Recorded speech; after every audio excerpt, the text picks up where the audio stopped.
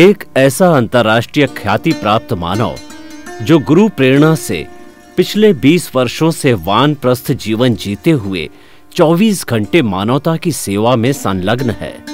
एक ऐसा मानव जो अभी राष्ट्रीय, अंतर्राष्ट्रीय टीवी चैनलों पर 7,500 एपिसोड के माध्यम से सनातन सत्य, आत्मविज्ञान एवं पुनरुत्थान व्यवहार एवं निश्चय जगत के जीवनोपयोगी विषयों पर हृदय स्पर्शी प्रवचन कर चुका है। उस मानव का नाम है महात्मा उपासक प्रोफेसर डॉक्टर सोहन राज तातेड़। प्रोफेसर तातेड़ द्वारा योग, दर्शन, शिक्षा विषयों पर रचित पीएचडी स्तर के 250 शोध ग्रंथ भारत के 100 प्रतिष्ठित विश्वविद्यालयों में शोधार्थी पढ़ रहे हैं तथा वे सभी शोध ग्रंथ वहां की सेंट्रल लाइब्रेरियों में उपलब्ध हैं। महात्मा सोहन राज ने अभी तक हजारों स्कूलों, कॉलेजों, विश्वविद्यालयों एवं संस्थाओं में सेमिनार, वर्कशॉप, कैंप लगाकर लाखों विद्यार्थियों को योग, दर्शन, शिक्षा का प्रशिक्षण देकर उन्हें सुसंस्कारित किया। डॉक्टर तातेड़ ने भारतीय संस्कृति उत्थान के 4000 से अधिक समसामयिक विषयों पर आर्टिकल लिखकर ऑनलाइन जर्नल, पत्रिकाओं, वेबसाइट्स पर प्रकाशित किया, जिसका उपयोग लाखों पाठक कर रहे हैं। उपासक तातेड़ के 5000 से अधिक आज का सुविचार, आज का शुभ संदेश, आज का मंगल भावना योग आदि चिंतन websites, Twitter, blogger, Facebook, YouTube माध्यमों से लाखों लोग अपना जीवन निर्माण कर रहे हैं। मानवता के मसीहा ऐसे महामानव महात्मा सोहन राज तातेड़ के प्रोफाइल को अभी तक विश्व के 20 लाख दर्शक यूट्यूब पर, 12 लाख गूगल पर एवं लाखों दर्शक फेसबुक, ब्लॉगर, ट्विटर और इंस्टाग्राम पर देख चुके हैं। आइए, सुनिए, देखिए, समझिए सनातन सत्य। जैसी दृष्टि वैसी सृष्टि, दृष्टि विज्ञान, कुदरत, कुदरती रचना एवं कुदरत के कानून से शाश्वत सुख की प्राप्ति। जोधपुर के परम पूज्य महात्मा उपासक प्रोफेसर डॉक्टर सोहन राज तातेड़ के निर्देशन में सनातन सत्य। जैसी दृष्टि वैसी सृष्टि, दृष्टि विज्ञान।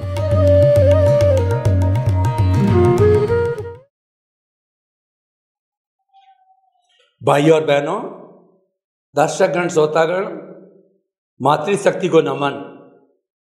हम प्रफुल्लित हो रहे हैं, आनंदित हो रहे हैं और प्रसन्नता से सरोबार हो रहे हैं। ऐसी प्रसन्नता प्राप्त हो रही है जो चाहे कितनी भौतिक उपलब्धि, सम्मान मिले, धन मिले, दौलत मिले और हमारे पसंद की चीज मिले, उससे ज्यादा प्रसन्नता अनुभव हो रही है। और क्यों हो रही है, जहां तक मैं ये समझा हूं, हम प्योर सत्संग कर रहे हैं, हम प्रभु की सत्संग कर रहे हैं, हमारे भीतर विराजमान शुद्ध परमात्मा भगवान की सत्संग कर रहे हैं। उसके ऊपर तो कौन सी सत्संग होती है, अगर किसी को पता हो तो मुझे बताना। मैंने तो स्वामी जी हजारों लाखों लोगों को प्रश्न किया, चला चला के प्रश्न किया, मेरे सारे प्रोफेसर लोगों को प्रश्न किया कि एक तरफ तो जो है कुदरत, आपका जो सिद्धांत मैंने उनको बताया, कुदरत, कुदरती रचना और कुदरत के कानून से शाश्वत सुख की प्राप्ति। शाश्वत सुख आत्मा में है, जो परमानेंट चीज है। तो कृपया बताइए, कॉन्सेप्ट गलत है या किसी के विरुद्ध जा रहा है, किसी की बाइकआउट करता है? इसको सर्वमान्य किया गया।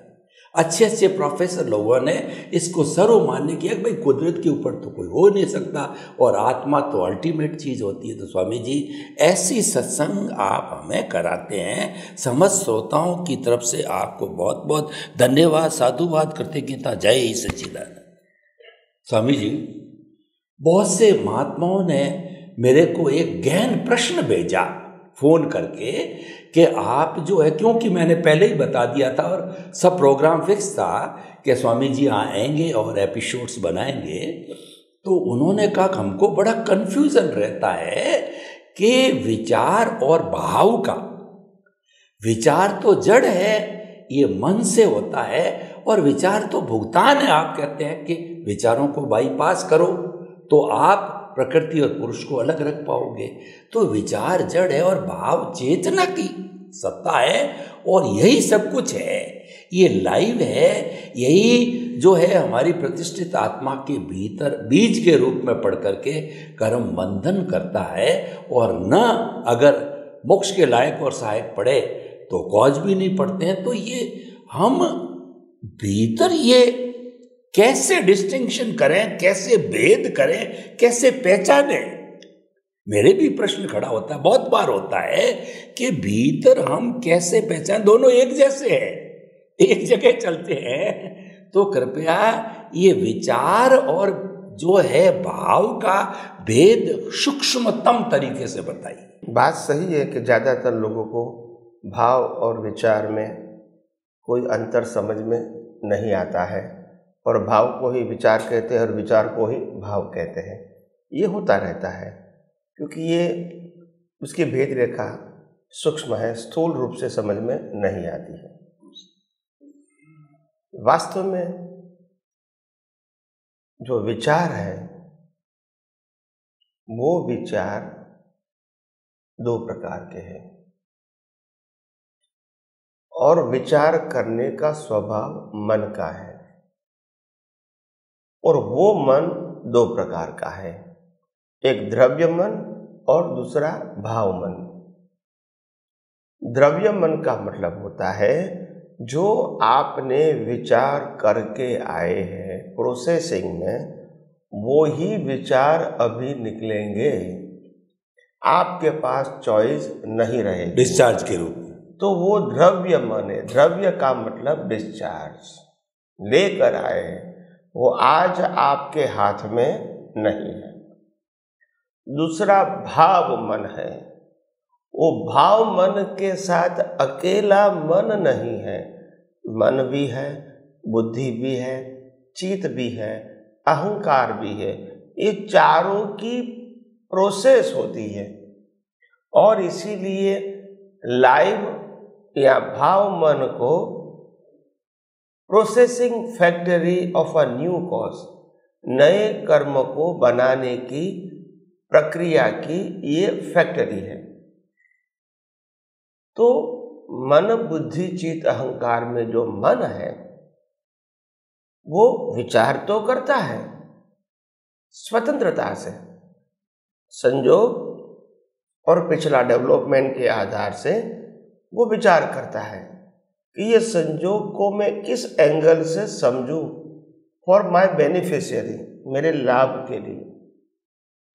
तो वो समझने के लिए मन, उसके बाद बुद्धि आएगी कि उससे लाभ हानि क्या है, उसके बाद चित्त आएगा कि भी हमको क्या क्या हमको पिक्चर के रूप में समझाना चाहते हैं वर्तमान और भविष्य के लिए, और उसके बाद अहंकार सिग्नेचर करेगा कि जो बेनिफिशियरी होगा वो। तो ये प्रोसेस को भाव मन कहते हैं, और भाव मन से प्रोडक्शन होता है स्पीच और एक्शन का, इसको रियली भाव कहते हैं। ये भाव मन से जो भाव पैदा होता है प्रोसेस होके, इससे स्पीच और एक्शन के बीज बनते हैं, और वो स्पीच और एक्शन के बीज के लिए, इसके रिजल्ट के लिए कुदरत शरीर और संयोग देते हैं। और भाव मन है आज का, वो नेक्स्ट बर्थ में द्रव्य मन बन जाता है। तो द्रव्य मन का मतलब ऑटोमोड, भाव मन का मतलब प्रोसेस वाला। तो ये डिफरेंस है। अभी आप कहोगे कि द्रव्य मन और भाव मन में अगर हम समझना चाहे आम आदमी की तरह तो कैसे समझें? भेद रेखा। तो भेद रेखा ये कि द्रव्य मन का मतलब आपकी इच्छा या नहीं इच्छा चलता रहेगा। आपको सो जाना है तो भी चलता रहेगा, आपको नहीं करना है तो भी चलता रहेगा, आपको जो विचार नहीं करना है वो भी आएगा, और जो करना चाहते हैं वो नहीं आएगा। मतलब द्रव्य मन का मतलब आपकी कुछ चलेगी नहीं, बस इसका एक नाम है विचार, क्योंकि वह प्रोसेस नहीं है। तो ये विचार है। आप वो विचार से सहमत है कि नहीं वो इंपॉर्टेंट नहीं है, आप करना चाहते हैं कि नहीं वो इंपॉर्टेंट नहीं है, मगर वो तो आते ही रहेंगे, क्योंकि वो तो प्ले हो रहा है, उसमें चॉइस नहीं है, वो रिजल्ट है। पिछले अवतार का जो कॉज है उसका ये एक इफेक्ट है। और जो भाव मन है वो कैसे बनता है? आपका आज का डेवलपमेंट, आज का संजोग, पिछले अवतार का डेवलपमेंट और वर्तमान में जो ज्ञान मिला, ये तीनों को मिला के नया भाव मन बनता है। और वो भाव मन वो प्रक्रिया है, मन बुद्धि चित्त अहंकार की प्रक्रिया है। और ये प्रक्रिया से ही नए बीज बनते हैं स्पीच और एक्शन के, जो नेचर के पास जाते हैं, क्योंकि रिजल्ट उनको देना है। और भाव मन द्रव्य मन में नेक्स्ट बर्थ में आत्मा के साथ कैरी ऑन होता है।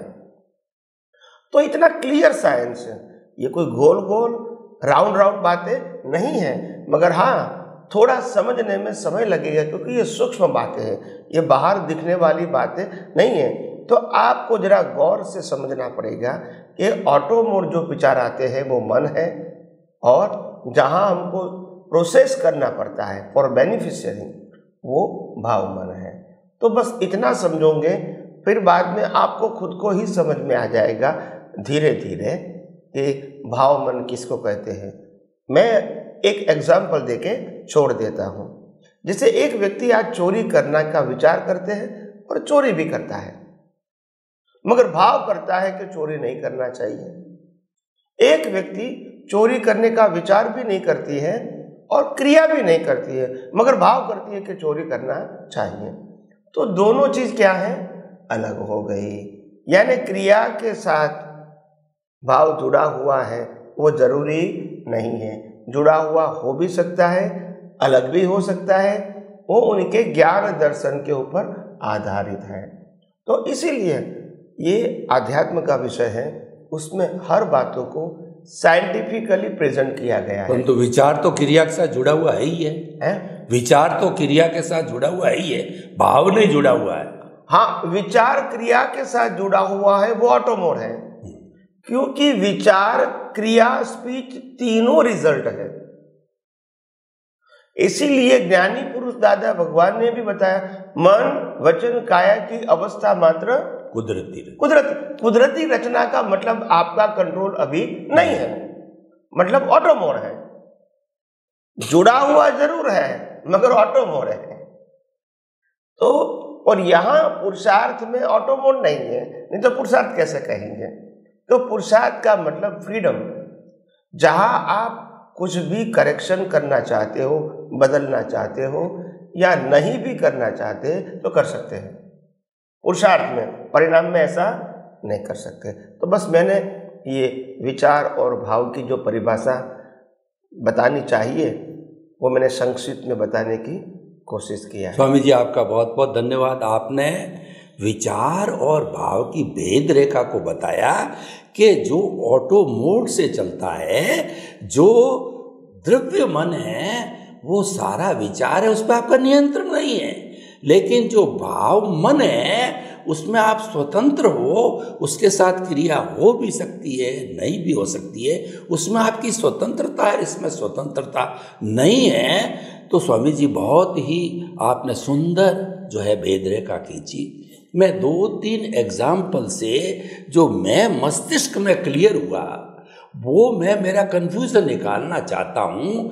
3-4 एग्जाम्पल रखता हूँ, तो मैं आपसे फिर प्रार्थना करता हूँ कि मैं सही हूँ या गलत हूँ। उदाहरण के तौर पर जो है, मेरे सामने कोई सुंदर युवती आकर के खड़ी हो गई, तो मेरे मन के अंदर बुरा विचार आया कि ये युवती का कितना सुंदर रूप है, उसके तुरंत बाद उसके ऊपर रिएक्शन आ गया कि तू तो ज्ञान लिया हुआ व्यक्ति है, सनातन सत्य को जानने वाला है, ऐसा भाव नहीं करना चाहिए। एक उदाहरण। दूसरा उदाहरण यह है कि कोई अफसर है, उसके सामने कोई घूस देने वाला व्यक्ति खड़ा है अपना काम कराने के लिए, तो अफसर के मन के अंदर विचार आ रहा है कि भाई वो पैसे सीधे दे रहा है, काम करा रहा है और काम मैं कर रहा हूं तो इसमें गलती क्या ले लेना चाहिए, और वो ईमानदार आदमी है। भीतर उसके विचार का ये भाव चाहिए, रिएक्शन आया। मैं अभी आप क्लियर करेंगे उस रिएक्शन आया कि नहीं, तुम ईमानदार व्यक्ति हो, गलत रास्ता है, ये नहीं करना चाहिए। तीसरा प्रश्न है कि एक व्यक्ति के 2-3 बेटे होते हैं, एक बेटे को वो ज़्यादा स्नेह देता है, धन देता है और उसकी तरफ झुका हुआ रहता है, और एक बेटा है जो उसकी बात मानता नहीं है, तो कई बार उसके विरुद्ध भी जाता है, लेकिन वो भीतर सोचता है कि मेरी दोनों संतानें हैं तो मुझे क्या फर्क पड़ता है, इनको समान रूप से देखना चाहिए। तो स्वामी जी, ये जो रिएक्शन, आप इसको भेद रेखा को क्लियर करें। मैंने तीनों ही एग्जाम्पल में रिएक्शन को बोला, यानी एक्शन के ऊपर जो दूसरा आया। जैसे कई लोग, सामान्य लोग बोलते हैं कि मेरे मन में ऐसा आया, लेकिन भीतर बहती हुई आत्मा ने ऐसा कहा। तो क्या उस आत्मा ने ये कहा, या मैं मेरे शब्दों में कहूँ कि जो विचार आया उसमें, यानी एक्शन आया, उसमें मैंने रिएक्शन किया, तो क्या इस रिएक्शन ये भाव है?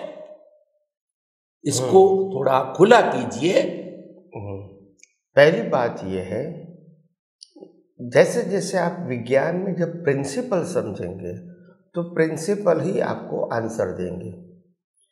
हो सकता है कि रिलेटिव सत्य से फिजिकल फॉर्म में जो क्रिया हो रही है अंदर या बाहर, वो आम आदमी को सिद्धांत के रूप में जब तक नहीं दिखती है, वहाँ तक प्रारब्ध और पुरुषार्थ दोनों पैरेलल दिखता है। मगर जब विज्ञान के अंदर जब लाइन ऑफ डिमार्केशन आ जाती है तो तुरंत मालूम हो जाता है कि ये सब्जेक्ट इफेक्ट का है, ये सब्जेक्ट कॉज का है, ये सब्जेक्ट प्रारब्ध है, ये सब्जेक्ट पुरुषार्थ है। तो कोई भी अवस्था में जब रिएक्शन आता है तो देखो, सिंपल बात यह है कि एक्शन का रिएक्शन, सामने वाले व्यक्ति का एक्शन, ये प्रकृति ने देखा और ये प्रकृति ने रिएक्ट किया, ये दोनों प्रकृति कुदरती रचना है। आप समझे? क्योंकि रिएक्ट करना मतलब एक रिएक्शन दिखता है हमको, तो ये तो मन वचन काया की अवस्था है। तो मन वचन काया की अवस्था हमारी है या सामने वाले की है? रिएक्शन देता है या नहीं देता है? दोनों कुदरती रचना है। और इसीलिए कुदरती रचना के अंदर फिर रिएक्शन, जो एक्शन एंड रिएक्शन के ऊपर अंदर हमारा ज्ञान दर्शन क्या है, वो इम्पोर्टेंट है। वो ज्ञान दर्शन इस अवस्था को, सामने वाले व्यक्ति की और ये प्रकृति की, दोनों की कैसे देखता है। क्या वो ये कहता है कि ये मैंने किया या सामने वाले ने किया, वो मानता है, या वो दोनों की प्रकृति को कुदरती रचना देखता है, उसके ऊपर उसका पुरुषार्थ निर्भर है। अगर वो समझेगा कि सामने वाले व्यक्ति ने ऐसा किया इसीलिए मेरे को ऐसा करना पड़ा और ये सही है, तो फिर वो उनके पास रिलेटिव सत्य का ज्ञान है, डूअरशिप का और सफरर का। मगर वो समझेगा कि मैं ये फाइल नंबर 1 की प्रकृति और सामने वाले की प्रकृति, दोनों की प्रकृति, एक्शन एंड रिएक्शन दोनों प्रकृति के माध्यम से हुआ है, तो वो कुदरती रचना है। और मैं कुदरती रचना से मुक्त ऐसा शुद्धात्मा हूँ, चेतन हूँ, अविनाशी हूँ, अनंत शक्ति वाला हूँ, और ये मेरा स्वभाव ही नहीं है। और मैं दोनों की प्रकृति को क्या कहता हूँ, कुदरती रचना, सही गलत वो मेरा सब्जेक्ट तब होगा when I enter in a relative truth। तो मैं अलग हूँ, वो इनफ है। मेरी अवेयरनेस और कुदरती रचना देखूं, वो अवेयरनेस इनफ है। सही गलत में जाने की स्पिरिचुअल में जरूरत नहीं है। तो इसीलिए आध्यात्म विज्ञान बिल्कुल क्लियर कर देता है और उसमें कोई गोल गोल या कंफ्यूजन नहीं है। स्वामी जी, मैंने जो 2-3 प्रश्न किए, एक्शन को आपने रिएक्शन बताया। आपने कहा कि भाई आपने जो है विचार किया, सामने वाले ने आपने उसका वापस जवाब दे दिया, तो ये वो प्रकृति थी, ये भी प्रकृति है, तो ये तो कुदरती रचना। तो हमें कुल मिलाकर के ये मानना चाहिए अध्यात्म विज्ञान वाले को, सनातन सत्य का पालन करने वाले को, कि जो है चाहे कुछ भी चल रहा है, आपने कुदरती रचना माना तो इसका अर्थ भाव जो आपका कॉज नहीं पड़ा बस। और कुदरती रचना नहीं माना, इसका मतलब कुदरत के कानून को तोड़ा, तो वो कॉज पड़ेगा जो बाद में इफेक्ट देगा। क्या ये सही समाधान है? बिल्कुल। अगर मैंने गलती किया है, वो सही किया है, तो भी कर्म बनेगा, और मैंने गलती किया है और माफी मांगूंगा तो भी कर्म बनेगा। दोनों में कर्म बनेंगे। आप समझे? माफी मांगूंगा तो भी कर्म बनेगा, क्योंकि माफी मैंने मांगी है, गलती मैंने किया था, माफी मैं मांग रहा हूं, तो भी कर्म बनेगा, क्योंकि ये क्रिया कुदरती रचना है। फिर भी आप कहते हैं मैंने किया, उसका गुना लागू होता है। और आप जब कुदरती रचना को कुदरती रचना देखते हैं तो कोई गुनाह ही नहीं है, फिर भी कर्म तो बनेगा, क्योंकि आप ज्ञान सम्यक दर्शन का उपयोग कर रहे हैं। तो कौन सा कर्म बनेगा? मोक्ष मार्ग के लिए लायक और सहायक कर्म बनेगा। अगर सम्यक ज्ञान सम्यक दर्शन का उपयोग नहीं करेंगे और मिथ्या ज्ञान मिथ्या दर्शन का उपयोग करेंगे, तो संसार के लिए लायक और सहायक कर्म बनेगा। बहुत बहुत धन्यवाद स्वामी जी। दूसरे शब्दों में हम यूं कह सकते हैं कि कुदरती रचना को देखते रहना, इसका अर्थ ही सम्यक ज्ञान सम्यक दर्शन की एप्लीकेशन है। उससे जो पुण्य का संचय होगा वो मोक्ष के लायक और सहायक होगा। तो क्या ये सोच सही है? हाँ, क्योंकि आप देखो, बहुत गौर से ऑब्जर्व करते रहो ग्रेट पीपल का।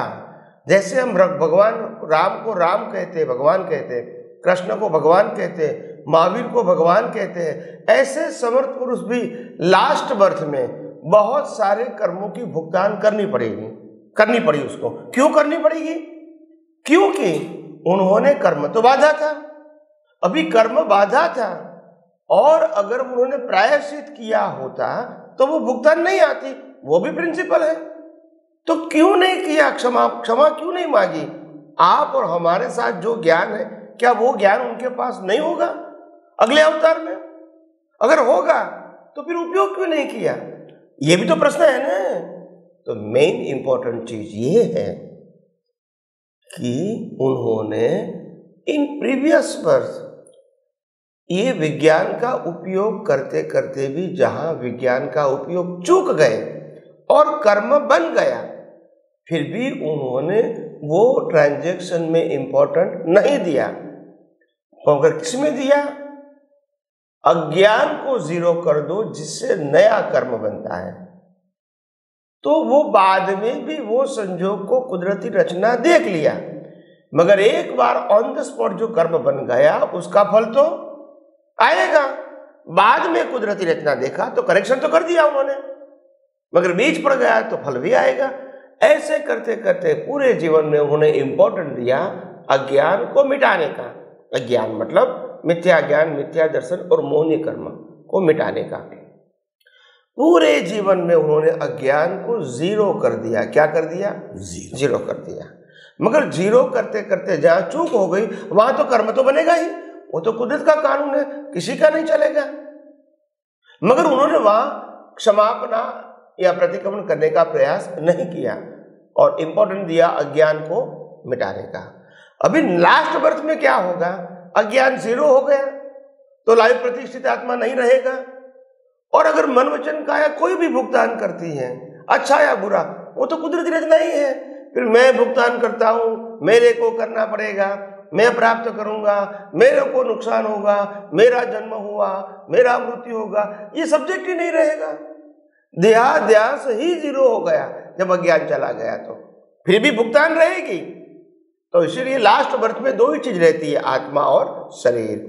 शरीर का पूरा कंट्रोल कुदरत के पास है और आत्मा में वो रहते हैं, तो कोई कंसर्न ही नहीं है, क्योंकि बीच वाला जो प्रतिष्ठित आत्मा है वो रहा नहीं। क्यों नहीं रहा? क्योंकि अज्ञान नहीं रहा। आप एक बात ध्यान में रखो, प्रतिष्ठित आत्मा का जन्म अज्ञान से ही होता है।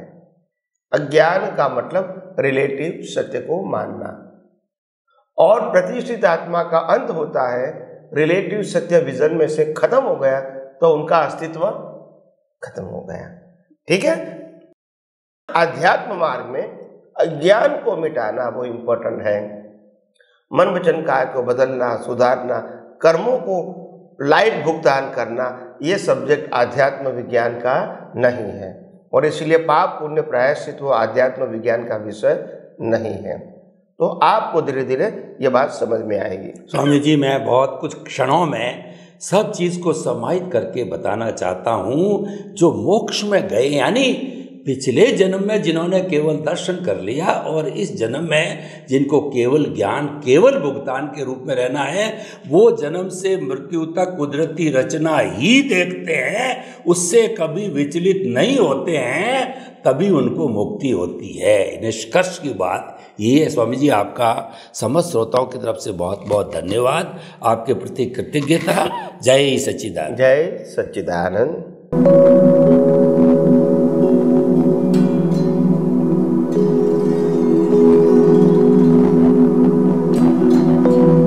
एक ऐसा अंतर्राष्ट्रीय ख्याति प्राप्त मानव जो गुरु प्रेरणा से पिछले 20 वर्षों से वानप्रस्थ जीवन जीते हुए 24 घंटे मानवता की सेवा में संलग्न है। एक ऐसा मानव जो अभी राष्ट्रीय, अंतर्राष्ट्रीय टीवी चैनलों पर 7,500 एपिसोड के माध्यम से सनातन सत्य, आत्मविज्ञान एवं पुनरुत्थान, व्यवहार एवं निश्चय जगत के जीवनोपयोगी विषयों पर हृदय स्पर्शी प्रवचन कर चुका है। उस मानव का नाम है महात्मा उपासक प्रोफेसर डॉक्टर सोहन राज तातेड़। प्रोफेसर तातेड़ द्वारा योग, दर्शन, शिक्षा विषयों पर रचित पीएचडी स्तर के 250 शोध ग्रंथ भारत के 100 प्रतिष्ठित विश्वविद्यालयों में शोधार्थी पढ़ रहे हैं, तथा वे सभी शोध ग्रंथ वहां की सेंट्रल लाइब्रेरियों में उपलब्ध हैं। महात्मा सोहन राज ने अभी तक हजारों स्कूलों, कॉलेजों, विश्वविद्यालयों एवं संस्थाओं में सेमिनार, वर्कशॉप, कैंप लगाकर लाखों विद्यार्थियों को योग, दर्शन, शिक्षा का प्रशिक्षण देकर उन्हें सुसंस्कारित किया। डॉक्टर तातेड़ ने भारतीय संस्कृति उत्थान के 4000 से अधिक समसामयिक विषयों पर आर्टिकल लिखकर ऑनलाइन जर्नल, पत्रिकाओं, वेबसाइट्स पर प्रकाशित किया, जिसका उपयोग लाखों पाठक कर रहे हैं।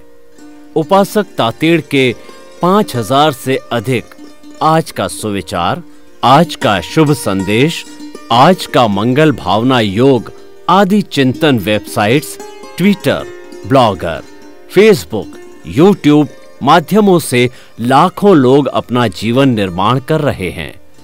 मानवता के मसीहा ऐसे महामानव महात्मा सोहन राज तातेड़ के प्रोफाइल को अभी तक विश्व के 20 लाख दर्शक यूट्यूब पर, 12 लाख गूगल पर एवं लाखों दर्शक फेसबुक, ब्लॉगर, ट्विटर और इंस्टाग्राम पर देख चुके हैं।